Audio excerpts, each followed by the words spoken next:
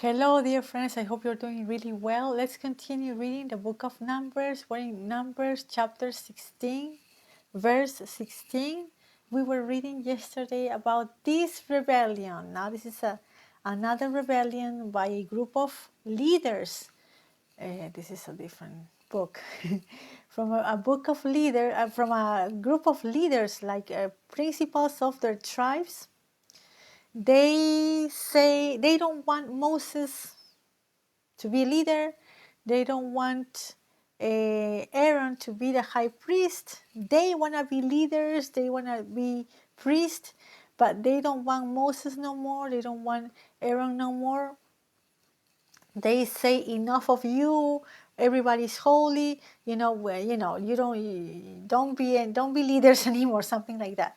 So this is a very serious rebellion, and because it's serious, Moses has told them, has told the rebels, tomorrow morning, all of you come with your censers. There's not only this. The names of the rebels are Korah, Datan, Abiram, and 250 more men, leaders of their tribes. So Moses has told them, tomorrow come with your censers, and God will say who is holy and who isn't. But not only that, the 250 are going to show up, but Korah, Datan, and Abiathar, they are in their tents. They're in their tents with their families, and we're going to see what happens. Okay, so let's start reading Numbers 16:16. Moses said to Korah, "You and all your company be present before the Lord tomorrow, both you and they along with Aaron. Each of you take his fire pan and put incense on it, and each of you bring his censer before the Lord, 250 fire pans. Also you and Aaron shall each bring his fire pan." So they each took his own censer and put fire on it and laid incense on it, and they stood at the doorway of the tent of meeting with Moses and Aaron. Thus Korah assembled all the congregation against them at the doorway of the tent of meeting. And the glory of the Lord appeared to all the congregation. Then the Lord spoke to Moses and Aaron, saying, "Separate yourselves from among this congregation, that I may consume them instantly."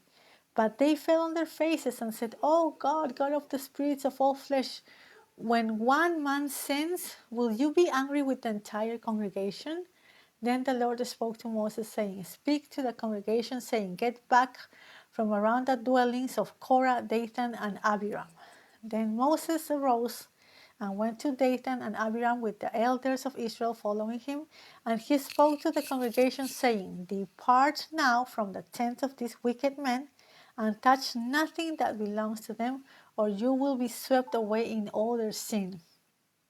So they got back from around the dwellings of Korah, Dathan, and Abiram. And Dathan and Abiram came out and stood at the doorway of their tents, along with their wives and their sons and their little ones. Moses said, "By this you shall know that the Lord has sent me to do all these deeds, for this is not my doing. If these men die the death of all men, or if they suffer the fate of all men, then the Lord has not sent me. But if the Lord brings about an entirely new thing, and the ground opens its mouth and swallows them up with all that is theirs, and they descend alive into Sheol, then you will understand that these men have spurned the Lord." As he finished speaking all these words, the ground that was under them split open, and the earth opened its mouth and swallowed them up and their households, and all the men who belonged to Korah with their possessions. So they and all that belonged to them went down alive to Sheol, and the earth closed over them, and they perished from the midst of all the assembly. All Israel who were around them fled at their outcry, for they said, "The earth may swallow us up." Fire also came forth from the Lord and consumed the 250 men who were offering the incense. Then the Lord spoke to Moses, saying, say to, oh, I'm going to stop here in number 36. So, what has happened? God has judged the rebellious men that were trying to, they were disrespecting, and they didn't want to follow the order. They didn't want to follow the order. They didn't want to follow respect or the authorities. In this case, the authorities are Moses. He's the leader, and Aaron is the high priest. He's also an authority. They didn't want that no more.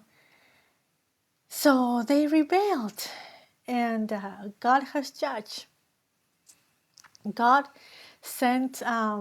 What did God do? He first Korah and Dathan and Abiram, they were in their tents, and Moses said, if these men die in a normal way, then God has not sent me. But if God does something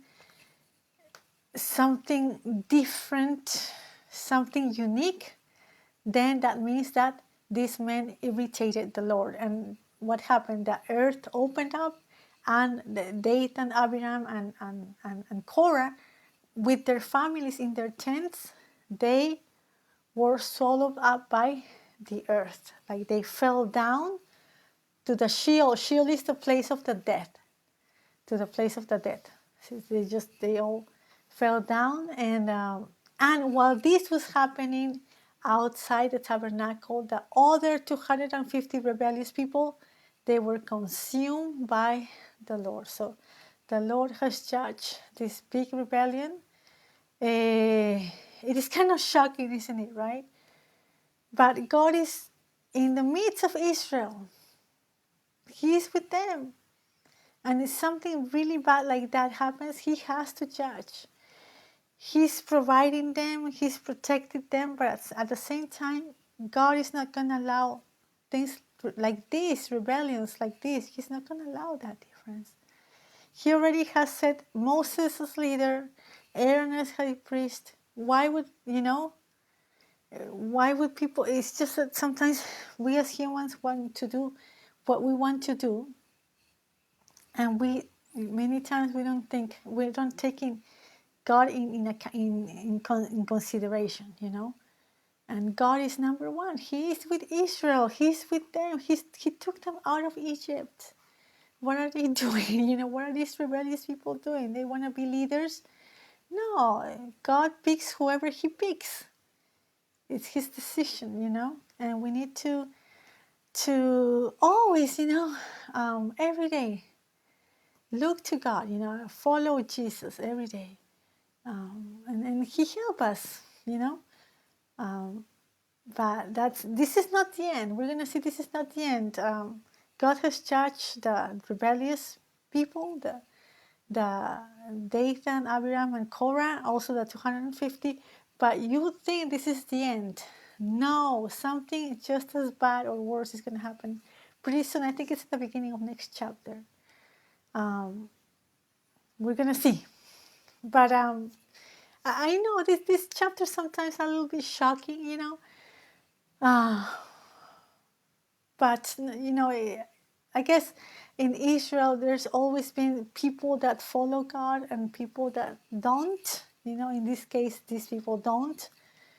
But we're gonna see. I mean, all these situations are difficult, painful. Still, there in Israel, there's people that love God, like Moses, like Aaron, and we're gonna see how God is always going to be with them. We're gonna see that later. We're seeing it, but we're gonna see it more later how God blesses Israel. We're gonna see it in the book of Numbers, but that's a little later.